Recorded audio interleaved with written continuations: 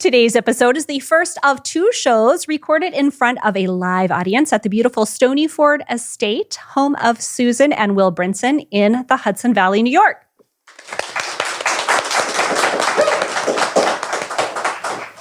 Daniel Kanter joins me for listener Q&A, and we'll talk about our favorite books for old house rehabbers. And later, I'll chat with Reggie Young, owner of Hudson Valley House Parts. But first,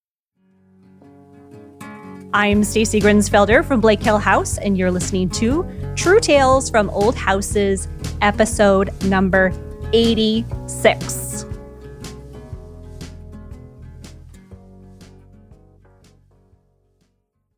Hello, everyone. Welcome, welcome. What did you think of the house tour? Gorgeous. Amazing. Yeah, Susan has a way, doesn't she? Susan and Will both.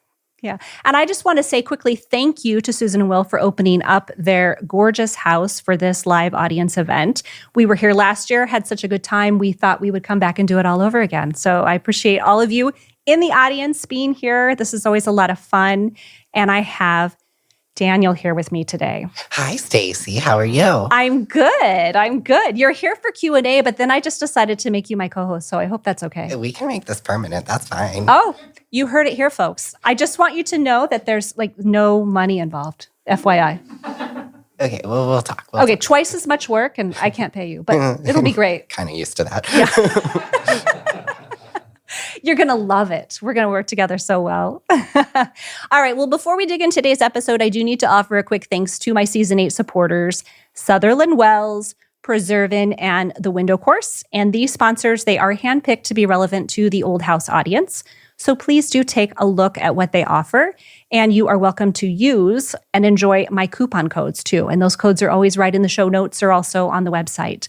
And then I just have a couple of reminders. I will be in Boston on Tuesday, December 6th, visiting Boston Common to see the Christmas tree. And we're having a little small, informal, super informal old house gathering. If anybody can be there, I'll put more about that in the newsletter and on the website. And that tree, of course, is an ongoing thing. I feel like I'm saying this in every episode, but the tree that comes from Nova Scotia and goes to Boston Common. Going to go see that, bring it all full circle for next summer in the Canadian Maritimes, Halifax, Quebec, and Montreal. And I actually have some brochures for that out in the entryway if anybody's interested in finding out more about that trip. But I will be hosting a tour to the Canadian Maritimes next summer. Hopefully put some closure to this Christmas tree situation. I'm not tired of hearing about it, but I don't know about anybody else.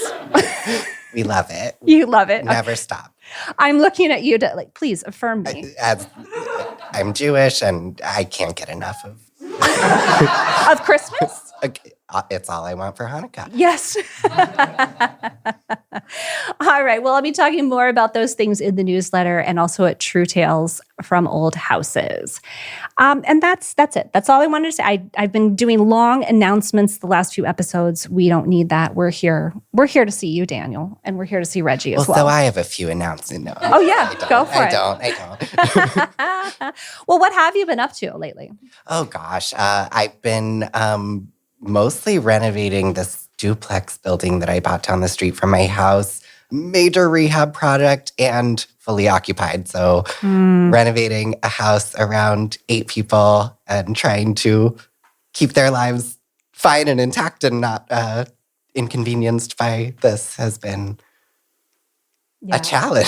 Well, and it's been months, right? How long have you been doing this? It's 4 months today. Yeah. So, and I mean, 4 months, we're like, oh, it's been forever. You know, a lot of us are in this for years and years and years, but it's a different situation. You need to wrap this up. Yes. Yeah. It's both emotionally, financially. Yeah. And, you know, with people living there, it's not the kind of thing you can just like walk away from. So, right. Yeah, it's pretty much been every day and we're so close to done. So that's, or at least with this phase of work, and it's coming out very unexpectedly nice. So good. Yeah, I don't know if anybody follows, or probably almost everybody follows Daniel Kanter on Instagram, and it's quite a project. He's taking it from, I don't know how I would describe it. Like, you're doing the best with what you have, I would say. That's so generous, Stacy. Yeah, I mean, it's funny. It's a house that it's probably 1860s, and it has a little bit of original stuff remaining, mostly not. So there's a fair amount of just sort of doing the best with what I have, like you said, and kind of some imagination, and then really trying to preserve what is still there because it's so minimal. So Right. Well, if you don't know Daniel, please do follow him on Instagram because you recently redid the front porch, and it's shocking how different and how good it is. You're welcome. Well deserved. It went from, I wouldn't even know how to describe it. It doesn't really deserve explanation. It's like it's like, don't write off your little weird 70s portico because it actually, like, I added an entablature to the roof structure to kind of give it some weight, and then a couple simple columns from a big box store, and all of a sudden it actually looks really quite nice. Indeed. And a bunch of like crown molding. Yeah. Like, just crown molding saves everything. You just doesn't it? keep nailing stuff to other stuff till it looks good. Yeah. All right, you heard it here, folks. That's your old house tip of the day. Just go forth and renovate.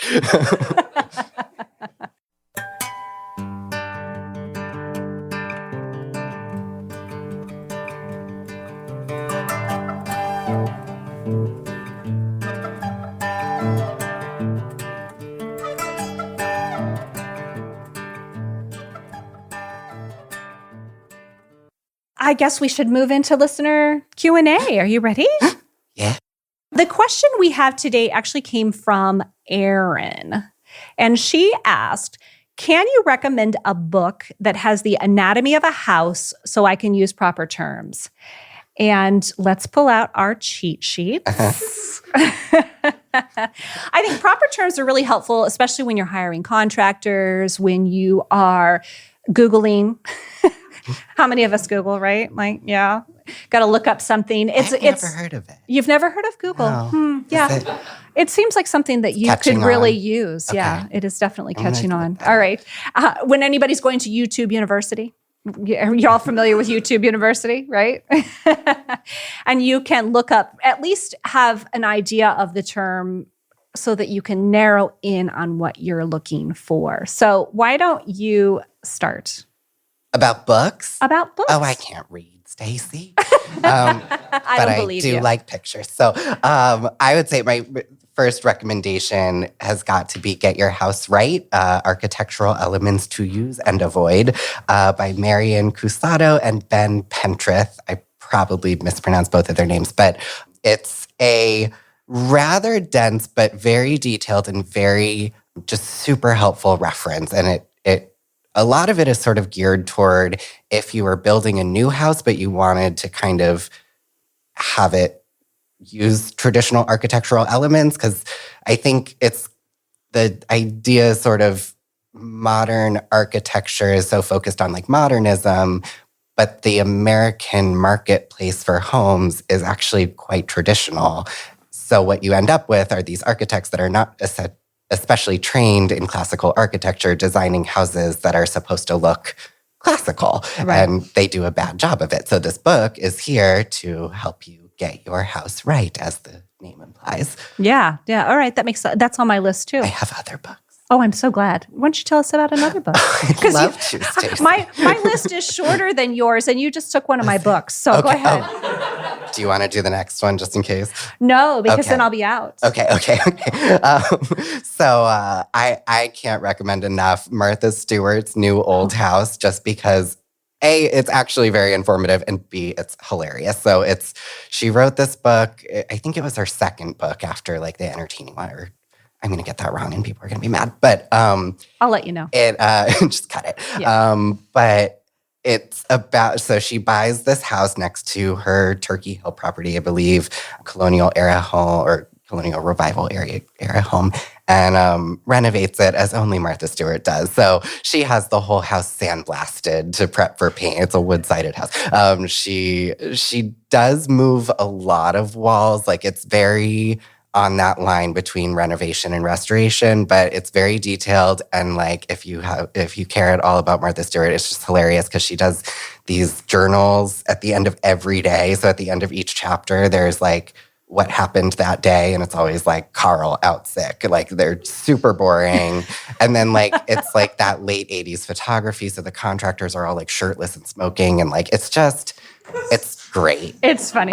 And I have this book. So she does her classic, sweater and the little collar over here. So yeah, you're right. That's so funny.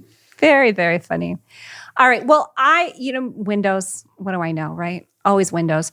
Anything by Steve Jordan, his book, The Window Sash Bible, his Storm Window book, those have some really detailed pictures, drawings in those. Everything's properly labeled. And there's actually an illustration. I don't know who did the original illustration of Sash Window, but it is on the internet if you Google it. And it seems to make its way into every window restoration book. Everybody has permission from the artist or the illustrator who made this picture of a labeled sash window, and it ends up in every book. And it's really helpful. So go ahead. Yes, I've used that picture on my book. Right.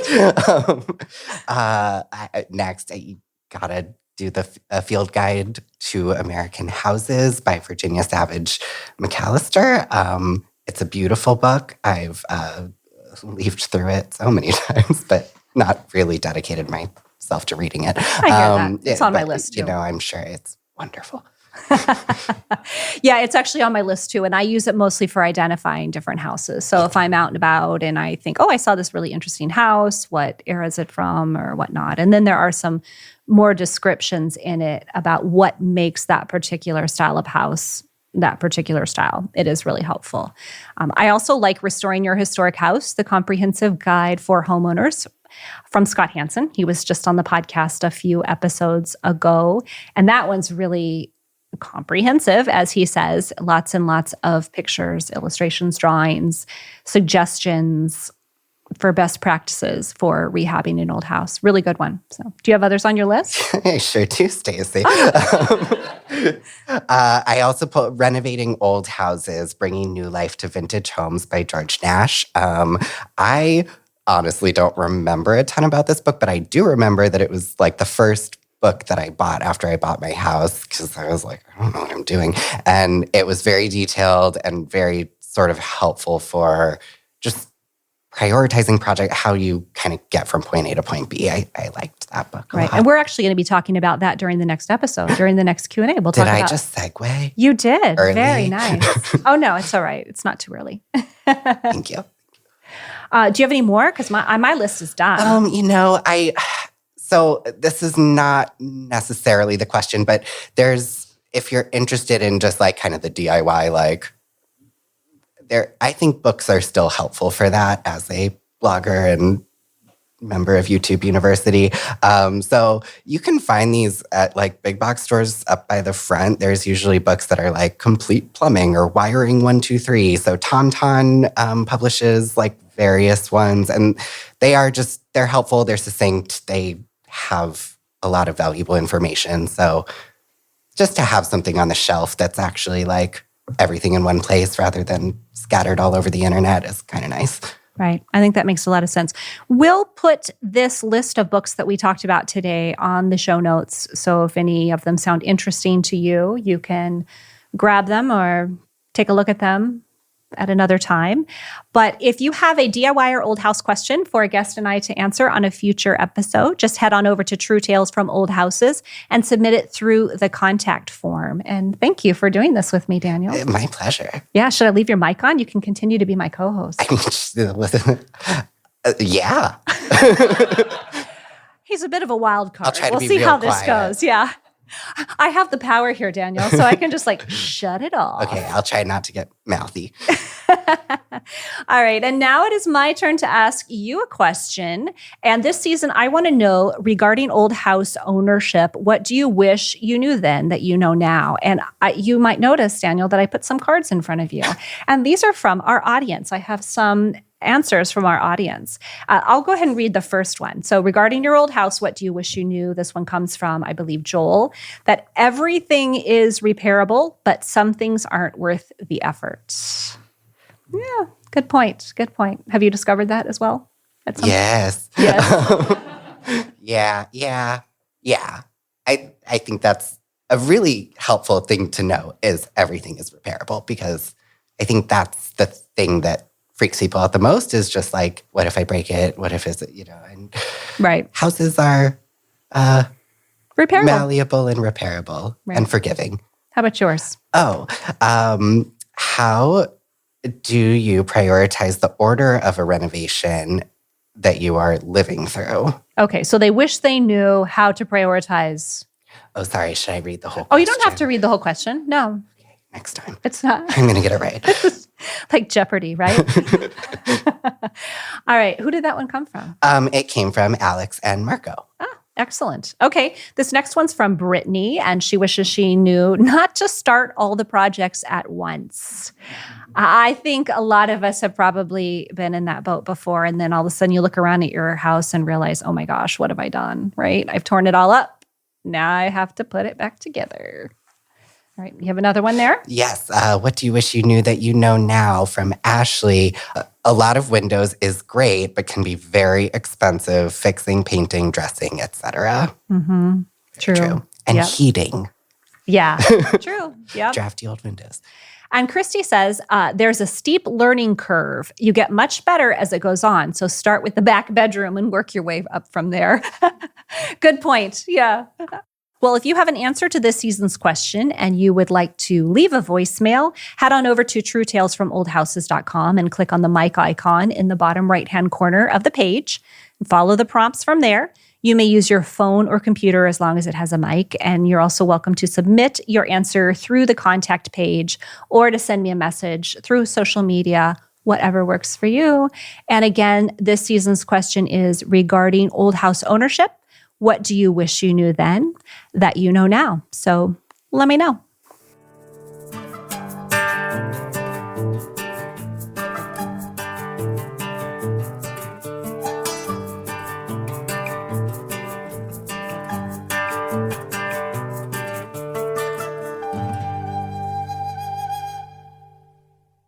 It's time to take a pause because True Tales from Old Houses continues only because of the generous support from our sponsors.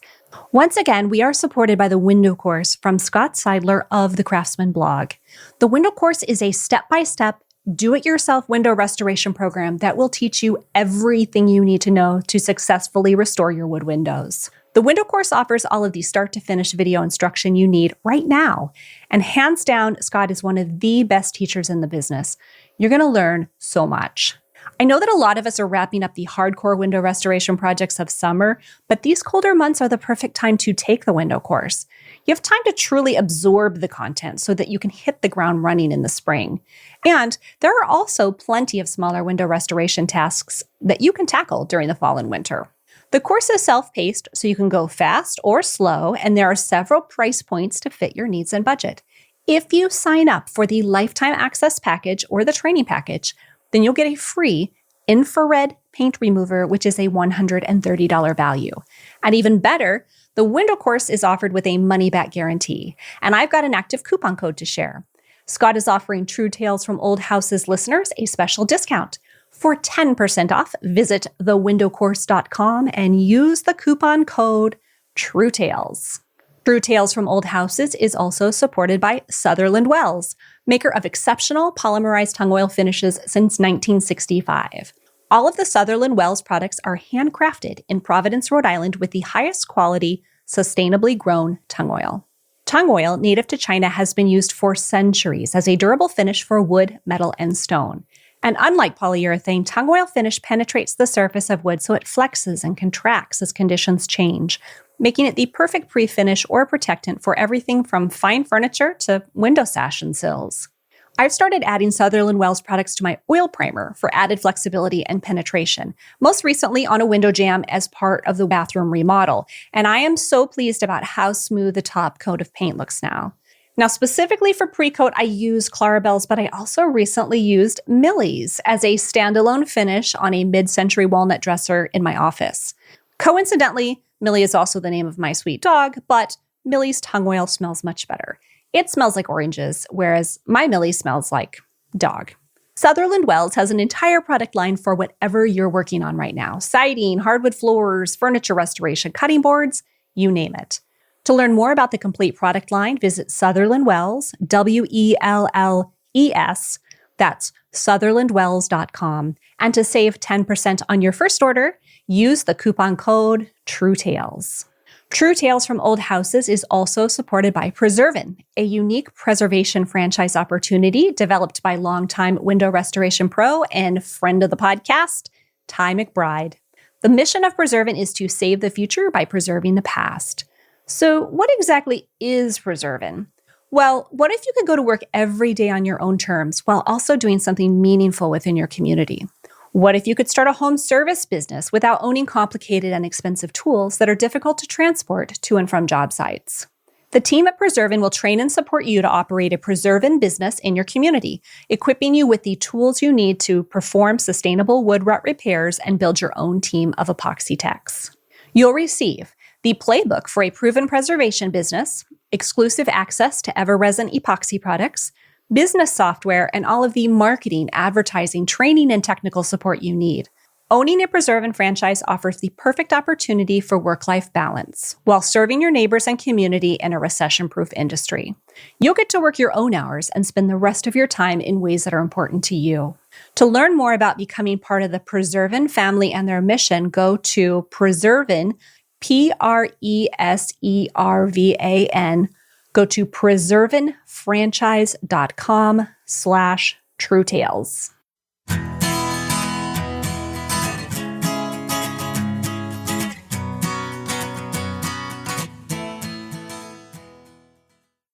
I'm going to go ahead and have you introduce yourself, Reggie. My name is Reggie Young, and I have an architectural salvage store in Newburgh, New York, which is a city that many people find fascinating to know is sort of the seat of American architecture on many levels. And we were talking about that with some of the people here today, actually. Oh, excellent. I did not know that about Newburgh. That's why I went there and opened the store in Newburgh, was to sort of promote the preservation of those buildings. Because there were 1,850 some buildings that were torn down. It was the second largest destruction of urban renewal in America. Wow. In the late 60s and early 70s. Wow. Well, let me first say, too, thank you for being here. Hey, thank you for having me. It's so nice to And Will meet and you. Susan, thank you. Yes, definitely. Absolutely.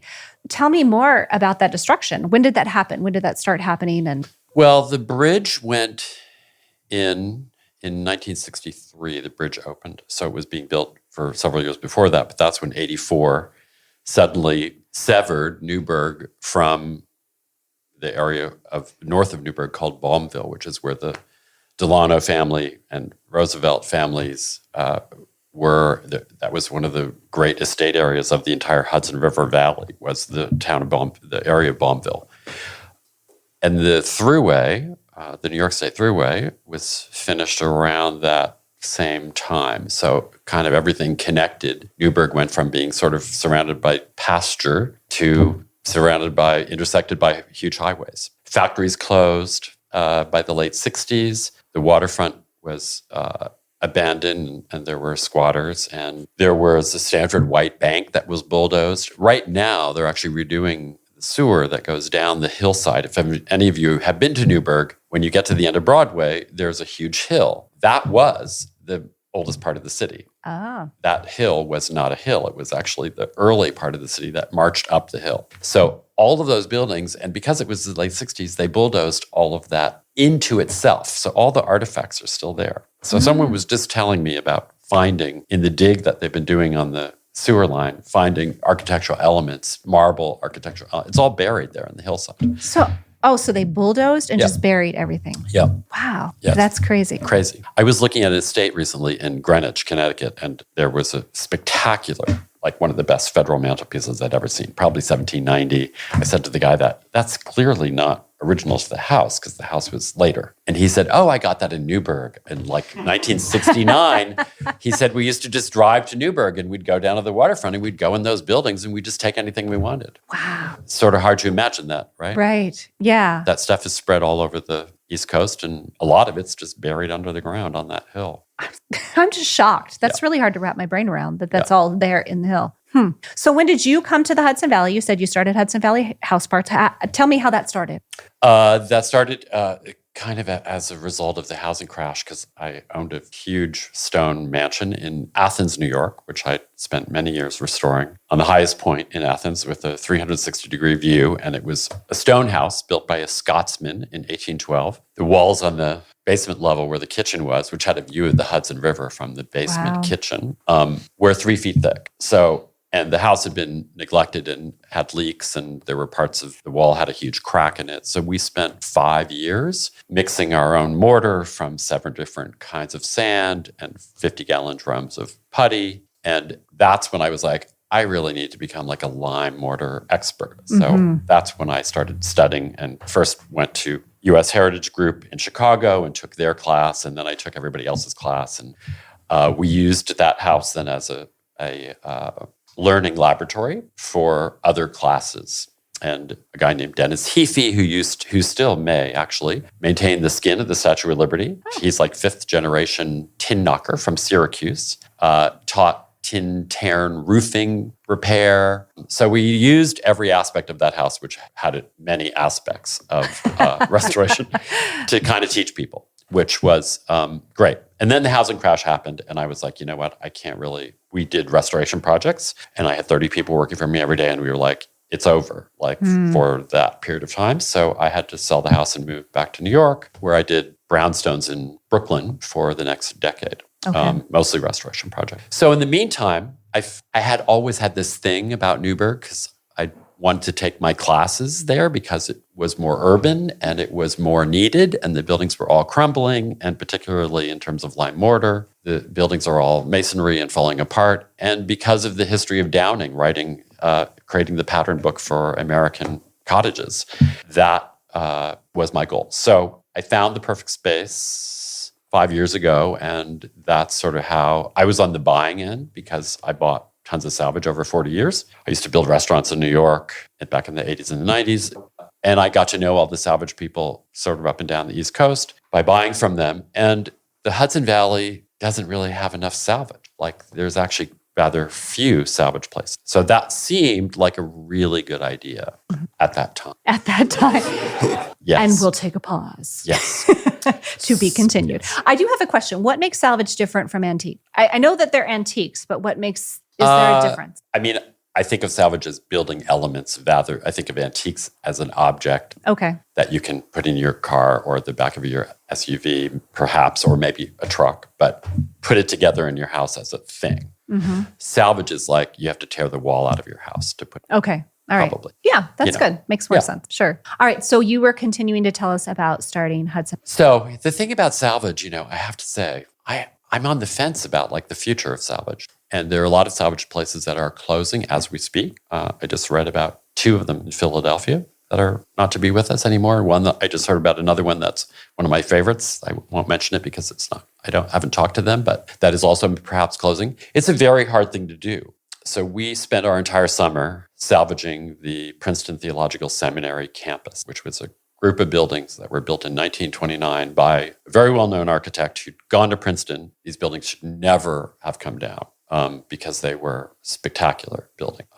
But we spent a lot of money on taking all that stuff out of those buildings. And was that a smart business decision? I mean, at some point, people will buy those beautiful 1929 12/12 windows that are especially thick with wavy glass, and they're gorgeous. But right now, there's a warehouse full of them that I have to actually pay to keep them in. And we had to move them, and they're heavy as hell, and we had to have a crane and a crew that stayed there. So I don't know. Was it financially wise? Probably not. It was probably a romantic notion. So what most people in the salvage business do is they go in and they take the best stuff, they grab it, and they run. Okay. that has not been our MO. And I now understand that why people Okay. So what has your MO been? we've tried to really save as much as could possibly be saved. I mean, obviously within reason. Right.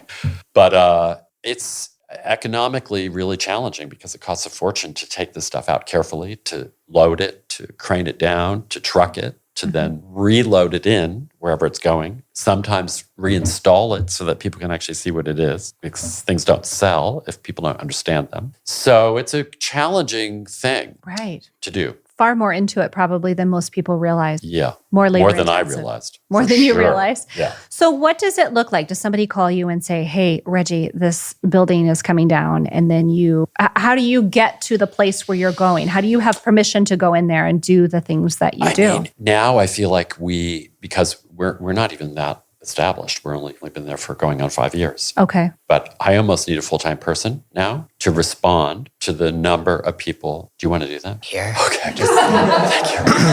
And you're very Dream job, enthusiastic. dream That's going to job. be really helpful. Super good at taking down moldings. He is going to be my co-host, so he'll be a little bit busy for a while. Multitasking.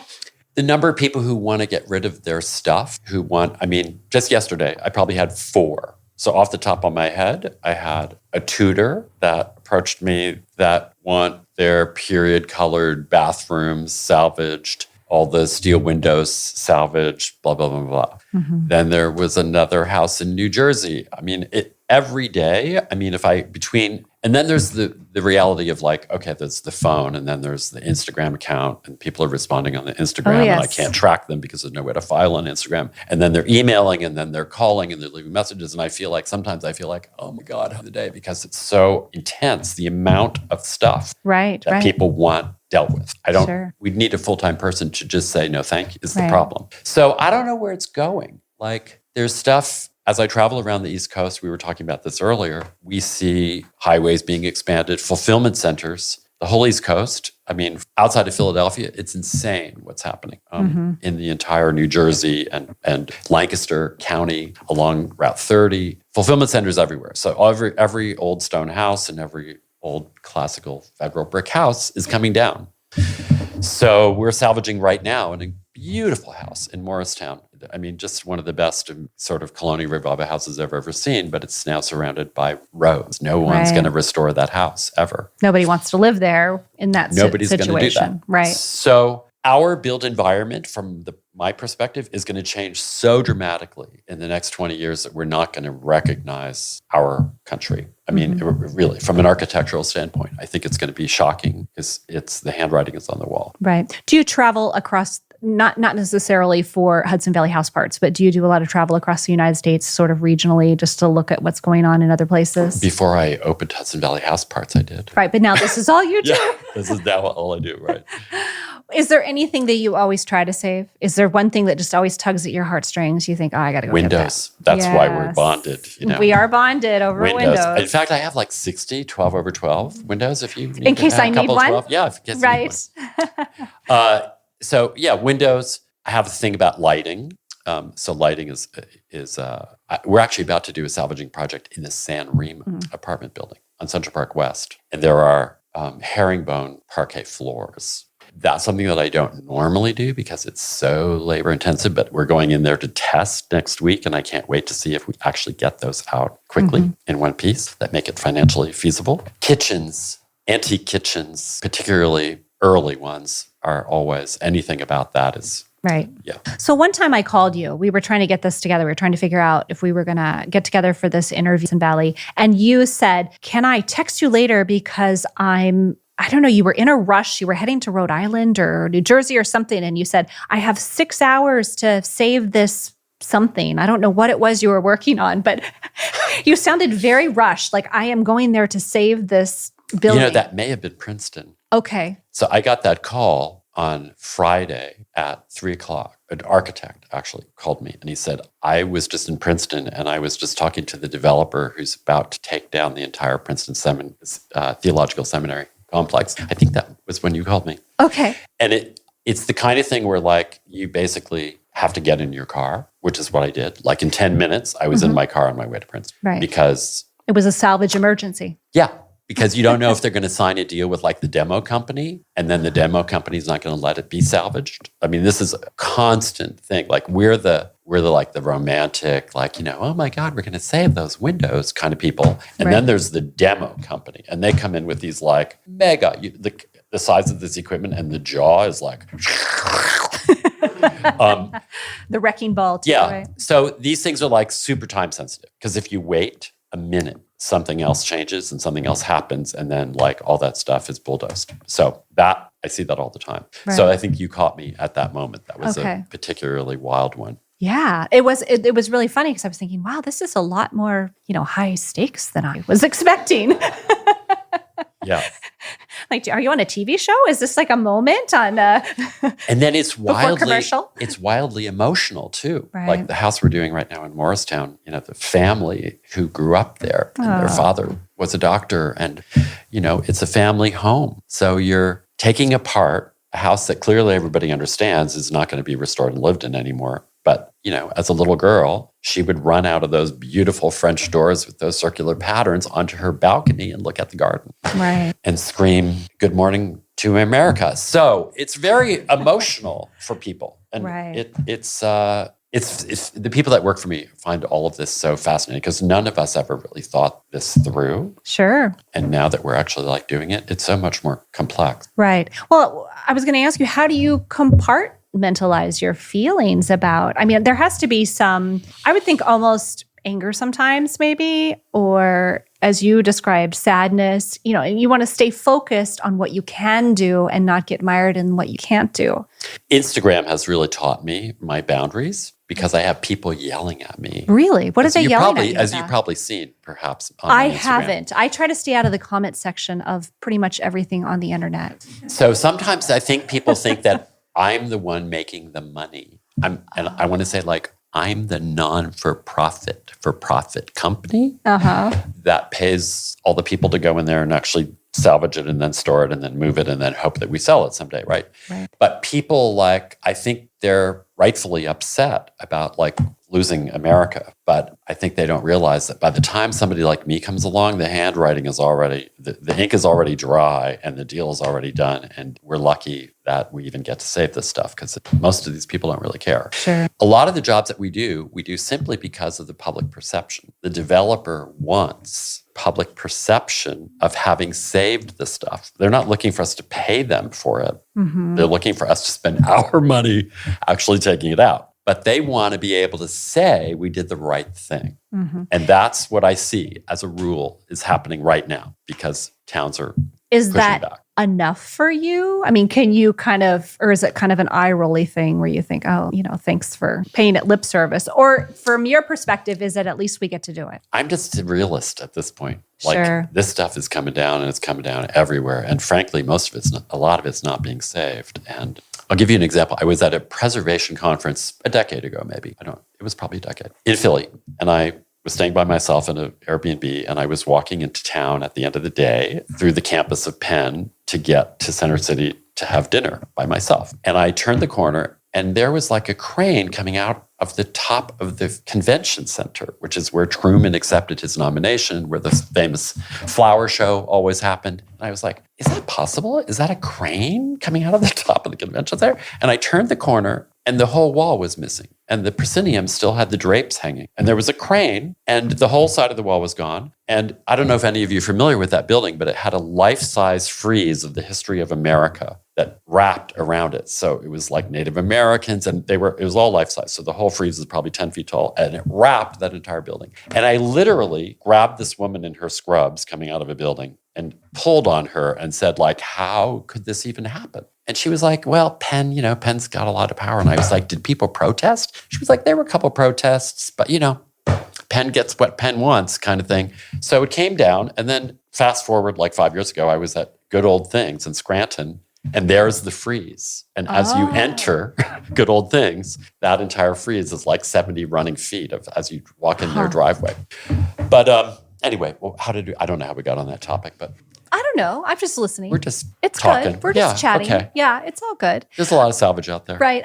You said you're a realist. So basically I was asking you about the emotional component. And at this point you said, we're just doing what we do. we're trying to detach and Right. figure out how to just survive and actually keep doing it. Because when we made the decision to do Princeton, for instance, that we didn't expect an economic downturn Sure. and things to slow down. So I don't know.